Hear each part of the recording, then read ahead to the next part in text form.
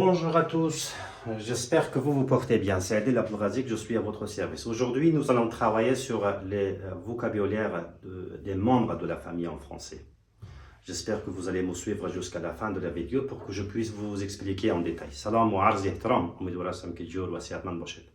عبدالرازق عادل هستم در خدمت شما. موضوع درس امروز ماست در ارتباط با ذخایر لغات اعضای خانواده در زبان فرانسه که ما می‌خوایم روی این موضوع کار بکنیم. امیدوار هستم تا آخر ویدیو ما را همراهی بکنید.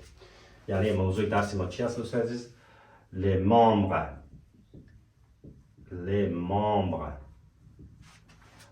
membres de la famille. اعضای خانواده که ما اول از پران شروع میکنیم دوستان. یک چیز متوجه باشین که ما شما داریم les parents. یک les parents داریم به معنای والدین. les parents به معنای والدین یا پدر و مادر. دیگه داریم le parent. سعی کنین le parent یا un parent. شما توجه بکنین le parent یا un parent به معنای خویشاوند معنا میده. این را با او اشتباه نگیرین. خویشاوند. مثلا میرید در جمله استفاده بکنم. چی میگیریم؟ j'ai سعی کنین j'ai un parent. j'ai un parent à Paris. یعنی من در پاریس یک خویشاوند دارم. در این قسمت امو خویشاوند معنا میده در حقیقت. j'ai un parent à Paris. وقتی که les parents میگم پدر و مادر در بر میگیره. un parent که میگم در حقیقت خویشاوند معنا میده. که دو معنا داره. این هم امیدوار هستم توجه بکنید. میریم از پدر شروع میکنیم. le père. سعی کنید le père به معنای پدر. این قسمت در frère در père mère که است کلش اکسانت گراو میگیره. مثلا داریم سعی کنین la mère اکسانت گراو میگیره به معنای مادر. داریم le frère اکسانت گراو میگیره. توجه کنین این هم چی هست؟ برادر. le frère. la sœur خواهر.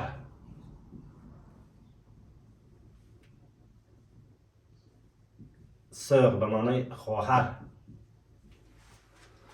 و همینطور داریم le fils. le fils داریم پسر. داریم la fille. la fille داریم دختر. دوستان عزیز. و این قسم ما شما داریم اونکل داریم. چی داریم؟ لونکل. لونکل به معنای میتونیم ما شما برای ماما کاکا بگم. چه قسم بفهمم که کاکاست یا چه قسم بفهمم که ماماست. ما مجبوری جدا بکنیم دوستان. سعی کنین اگر بگم که لونکل سعی کنین لونکل پاترنل. لونکل پاترنل باز میشه کاکا از طرف پدر. پدری. اگر بگم که لونکل سعی کنین لونکل ماترنل بگم. لونکل ماترنل اینجا میشه ماما از طرف مادر. وقتی که ماما میگیم دقیقاً اگر بخوایم ماما بگوییم لونکل ماترنل میگم. کاکا بگم چی میگم؟ لونکل پاترنل میگم. پس ما را تکرار میکنم. les membres de la famille. les parents والدین یعنی پدر و مادر. le parent یا un parent خویشاوند. j'ai un parent à Paris. من در پاریس یک خویشاوند دارم. le père پدر. la mère مادر. le frère برادر. la sœur خواهر. le fils پسر. la fille دختر. l'oncle کاکا یا ماما. اگر بخوایم که بگم کاکا l'oncle پاترنل اضافه میکنیم. l'oncle ماترنل ماما همین قسم به بچه کاکا و بچه عمه میشه اضافه میکنیم. امیدوار هستم تا این قسم رو فهمیده باشین. میریم کمی پیشتر. دیگه داریم خاله. خاله را چی میگه؟ la tante. سعی کنین باز هم قسم شروع میکنیم. la tante. داریم la tante از طرف مادر است چون la tante maternelle. سعی کنین خاله. la tante maternelle یعنی چی؟ خاله. اگر بگم که عمه سعی کنین la tante paternelle میشه. چی میشه؟ la tante paternelle یعنی عمه. دوستان عزیز. از طرف پدر میشه دیگه. این تانت شد. neveu سعی کنین le neveu. neveu به معنای چی هسته؟ این هم برادرزاده یا خواهرزاده. خواهرزاده. البته که پسر باشه دوستان عزیز، چی باشه؟ پسر باشه. خواهرزاده یا برادرزاده که پسر باشه. اگر دختر باشه و چی میگه؟ لنیس. اکسانت گراو میخوره. لنیس اون چی میگه دوستان عزیز؟ یعنی برادرزاده، یعنی خواهرزاده که دختر باشه. و ما شما داریم اینا دیگه کوزن داریم دوستان عزیز. چی داریم؟ لو کوزن. لو کوزن اگر بگیریم پاترنل، سعی کنید لو کوزن پاترنل، چون کوزن مذکر است، به این خاطر اینجا یک دونه ال داریم. در اینجا که مؤنث است اینجا دو دونه ال داریم دوستان عزیز. این تفاوتش شما میفهمید که نظر به این تغییر کرده. لو کوزن پاترنل به معنای چی میده؟ بچه کاکا. اگر بگیریم که لو کوزن، سعی کنین لو کوزن ماترنل بگیریم، باز اینجا چی میده؟ بچه عمه یا خاله. هر دویش از چی میگن؟ لو کوزن ماترنل. اگر دختری خاله یا مثلا دختری کاکا باشه، او را ما شما میقسم چی میکنیم؟ لا کوزین میگیریم. سعی کنین لا کوزین. اگر پاترنل اضافه کنیم در اینجا پاترنل، شما توجه کنید، لا کوزین پاترنل یعنی اینجا میشه دختری کاکا، چون از طرف پدر میاد. بگیریم لا کوزین، سعی کنین میگیریم لا کوزین ماترنل. لا کوزین ماترنل به معنای اینجا میشه دختری، خلاف از این دختری خاله یا عمه دوستان عزیز. این هم به این قسمت میاد. اینال ما شما داریم گران پیر، سعی کنیم لو گران پیر. لو گران پیر به معنای پدر بزرگ یا پدر کلان. لا سعی کنین لا گران، لا گران میر، لا گران میر اینجا میشه مادر، مادر کلان. یک چیز شما توجه بکنید، در اینجا صفت گران که هست انوریابل است، نمیتونه که اینجا چی کنه؟ حرف او را انتخاب کنیم اینجا، به خاطر که صفت تغییر ناپذیر است. ما قبل میر به کار بره، در درس قبل تشریح کرده بودم. اینا نمیتونیم که مؤنث بگیریم اینجا او اضافه کردن نمیتونیم در حقیقت دوستان عزیز. چی میشه؟ لا گران میر، مادر کلان. اگر از او کده هم حسابی مثلا پدر کلان ما شما چی کنیم؟ ما کلمه اغیر اضافه میکنیم. سعی کنیم میگیریم که لاغیر، سعی کنیم میگیریم لاغیر، فقط کلمه اغیر اضافه میکنیم. لاغیر مثلا میگیریم لاغیر گران، لاغیر گران،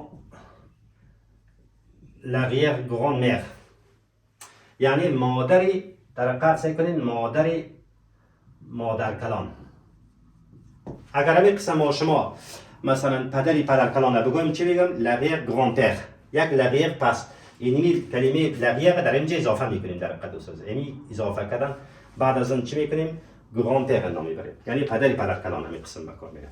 اینی قسمت را شما تلفظ میکنم لا تانت ماترنل، لا تانت پاترنل، لو نوو. یکی ما شما نیو داریم، متوجه باشین دوستان عزیز که سطح ما نامیده با ای است، یکی است به اوس. لو نوو برادرزاده یا خواهرزاده. لنیس برادرزاده یا خواهرزاده ای که دختر باشه. لو کوزن، لو کوزن پاترنل بچه کاکا. لو کوزن ماترنل، لا کوزین پاترنل، la cousine maternelle, le grand-père, la grand-mère مادر کلان، l'arrière-grand-mère مادر کلان یا l'arrière-grand-père پدر کلان دوستان عزیز. این قسمت هم فاق میکنیم میریم مکانی پیشتر.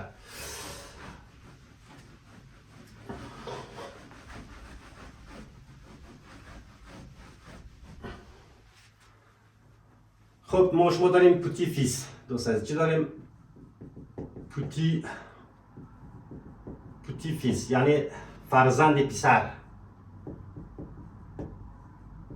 پوتی فیس. و همچنان اگر چی داریم؟ پوتیت فی. یعنی علامت تیغه کسی باید بانیم دوستان عزیز. پوتیت فی یعنی دختر پسر.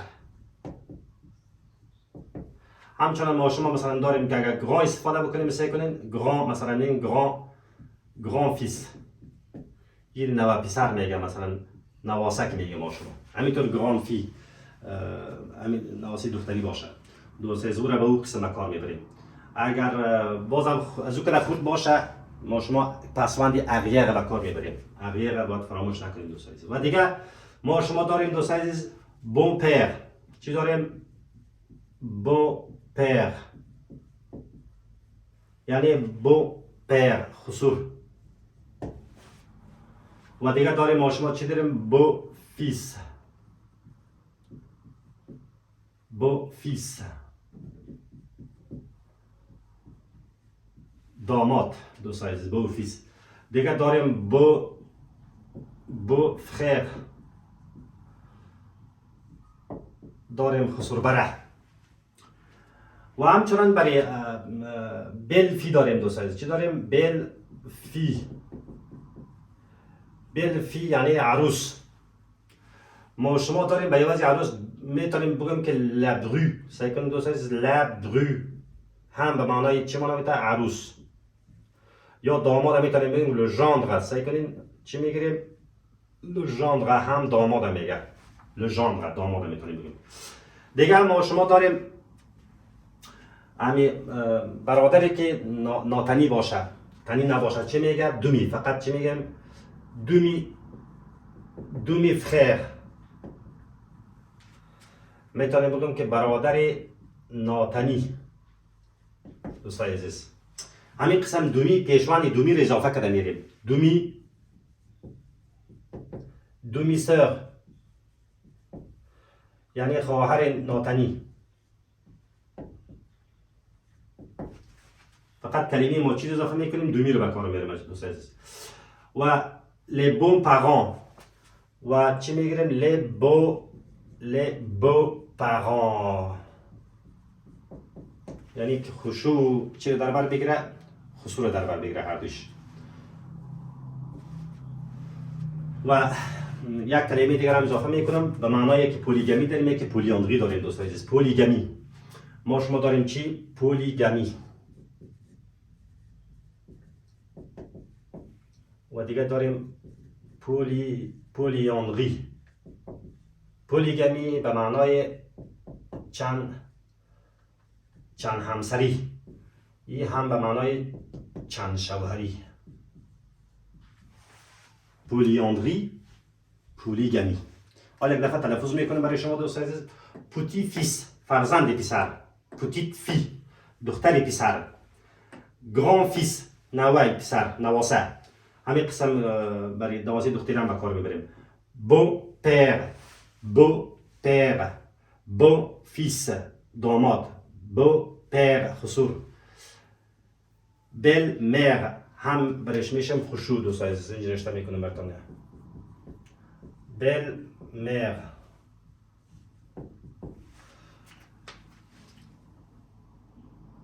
یعنی ما شما خشوع میگم در قدمون چی هسته؟ مادری داماد یا مادری عروس برایشان میگم که مادری داماد یا عروس، مادری عروسه. اونم چی میگه؟ بل میگه. بو پیر، بو فیس، بو فریر خسوربره، بل فی عروس، لبرو لژاندر هم داماد میگه. دومی فریر برادر ناتنی که برادر رضاعی و چی میگه سرش کار میکنه دوست عزیز. دومی سر لی بو پاران که در حقیقت چی رو بل میگه که بو پیر در بر میگه. خب اینم ما پاک میکنم دوست عزیز. میریم کمی پیشتر.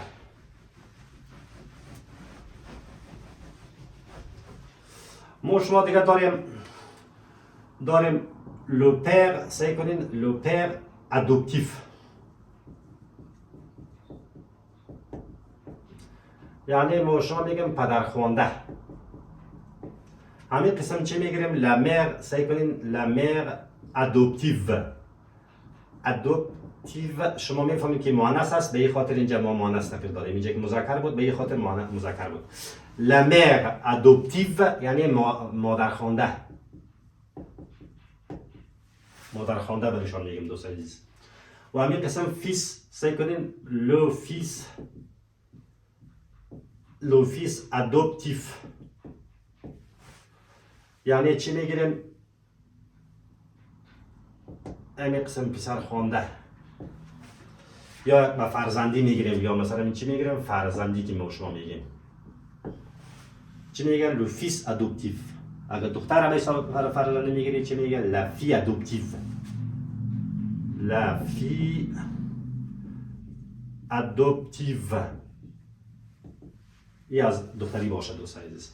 و اینا داریم ما شما پدر رضاعی میگیم ما شما نه. پدر رضاعی چه میگه؟ پس میگیریم لو سعی کنیم لو پیر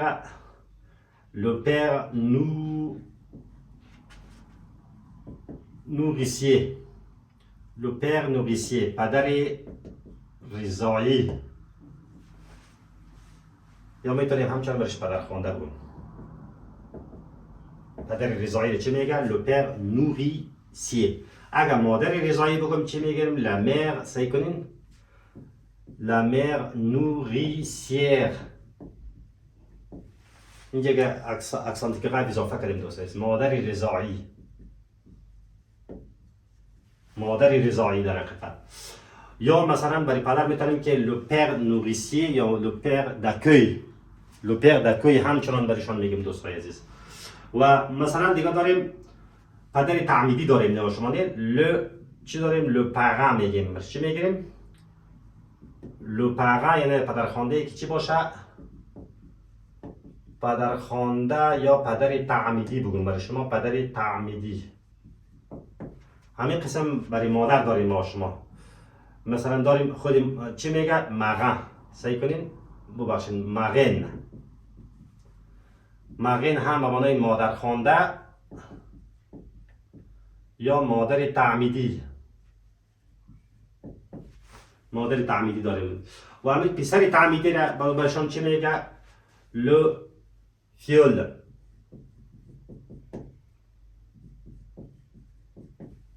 دختری چی میگه؟ لف فیول. این را همچنان چی میگه؟ لفیول. یک او اضافه میشه دوست عزیز. یعنی پسر تعمیدی میتونیم که دختری چی بگم؟ تعمیدی. امیدوارم اصلا تا این قسمت شما هم فهمیده باشین. یا پسر خوانده یا به اصطلاح دیگری میتونیم بگیم که دختر خوانده. و دیگر داریم مسئله کوزن گفتم اگر بگیم که پسر کاکا باشه چندین کاکا داشته باشین پسر کاکای اولی پسر کاکای دومی. به این قسمت که باز بگم چی میگم؟ لو کوزن پترنل اینطور میگم. سعی کنین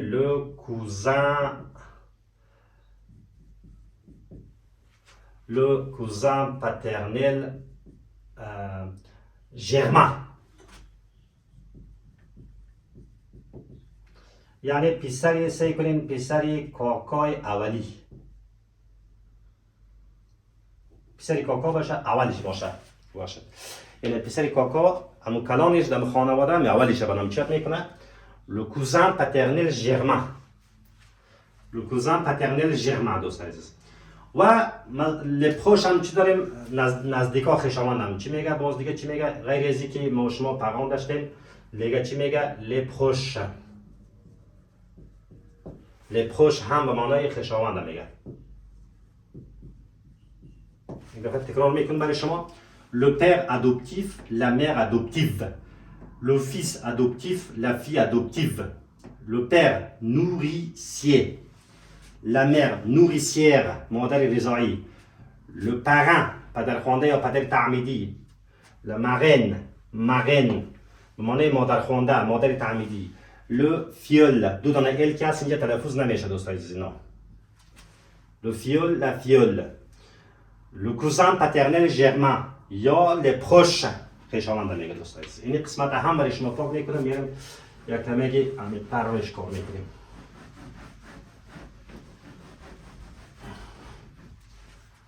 ancêtre سعی کنین ما داریم چی؟ ancêtre جد، ما شما جد داریم، یا میتونیم برایشان بگم چی؟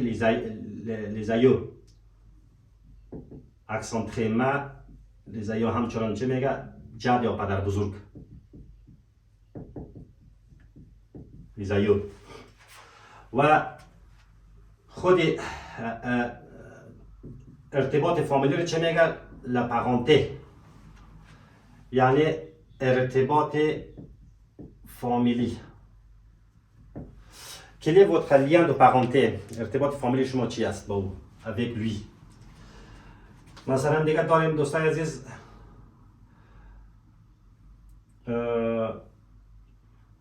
le couple،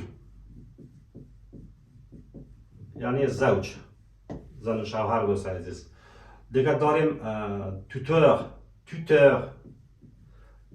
مربی یا سرپرست. یک نفر پدر نداره، مادر نداره، او را میخواد از سرپرستی بکنه. اون نفری که سرپرستی میکنه چی میگه؟ توتور. در صورتی که مذکر باشه، البته اون نفر مرد باشه. اگر زن باشه، از یک بچه خورد، از یک دختری خود سرپرستی بکنه چی میگه؟ توتریس. این همچنان است. این برای مؤنث هست دوستای عزیز. توتریس میگه برایشان. کنجوان هم میفهمیم که کنجوان هم زوج منو میده. و le copain یعنی دوست پسر. و la copine هم دوست دختر. la copine هم چی مونده؟ دوست دختر مونده دوستای عزیز. و دیگه اصطلاح دیگه که داریم چی داریم؟ le papa، هم پدرم میگه. مثلا میگیم la maman، یه هم چی منو میده؟ مادر منو میده دوستای عزیز. اینالی این یک دفعه برای شما اینجا تکرار میکنم. ancêtre، les aïeux، la parenté، le couple، tuteur، tutrice، conjoint، le copain، la copine، le papa، la maman. و دیگه ما شما داریم jumeau. اگر بگیریم که چی میگیریم؟ un jumeau، یعنی دوگانگی که باشه دوستای عزیز. اگر دختر دوگانه باشه چی میگه؟ une jumelle. دوربین همانا میته بازور چی میکنیم؟ این از دختر باشه، دوگانگی دختر باشه دوستای عزیز. و همین قسم ما شما تریپله داریم، کاتریپله داریم. اگر سگانی باشه مثلا چی میگیم؟ ان تریپله میگیریم.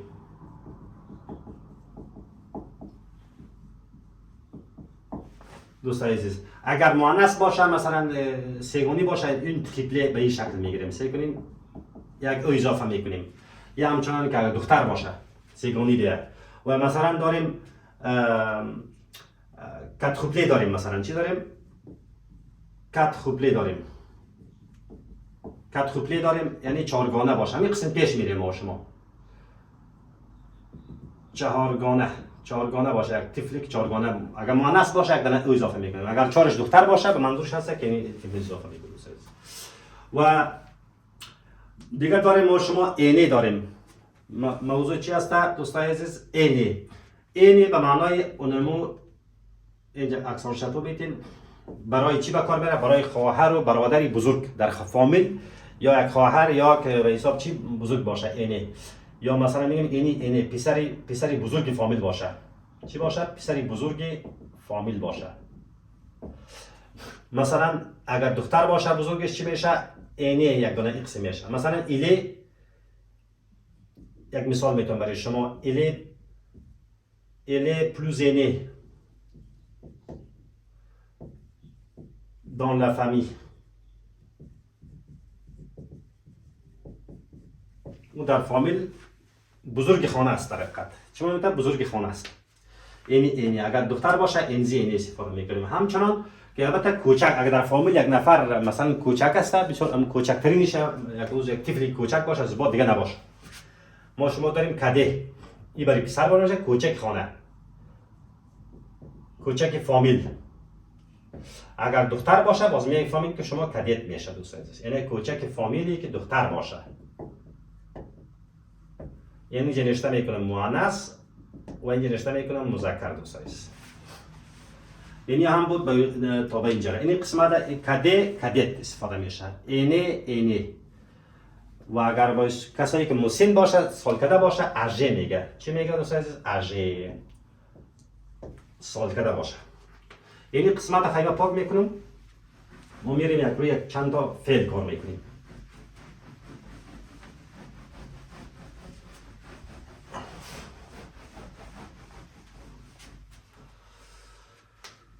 خجالت رفت که بگم که و سنگلوتان چرا میگه؟ سنگلوتان به معنای یعنی دوگانه نباشه، یگانه باشه. یگانه باشه دوستان، سنگلوتان. خب حالی یک فعل میگیریم، مثلا میگیم سو فیانسه. سعی کنین سو فیانسه. سو فیانسه اینو نامزد شدن. سو ماریه. سعی کنین سو ماریه عروسی کردن. دو ضمیر است. اگر بگیم که من عروسی میکنم سعی کنین شما عروسی میکنید و ماریه. من عروسی میکنم چه میگیریم؟ je me marie. من عروسی میکنم. il se fiance مثلا میگو عروسی میکنه نامزد میشود il se fiance à une fille. باید ما شما در اونجا باید به کار بریم دوستان. و دیگه داریم se séparer. جدا شدن. و دیورسه هم طلاق دادن. دیورسه دو یعنی طلاق میگه دوست عزیز.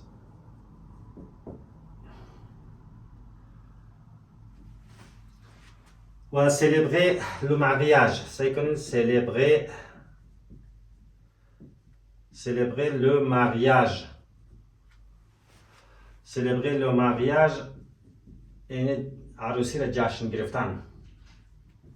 عروسی را جشن گرفتن دوستان. یک اصطلاح دیگه هم داریم که برای شما میگیم یا فونده ان فویه هم میگه. چی میگه؟ فونده ان فویه.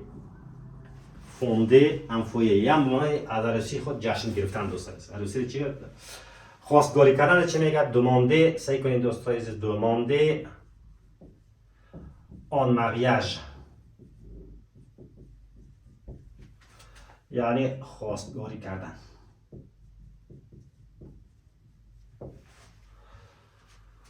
خوب دوستان عزیز،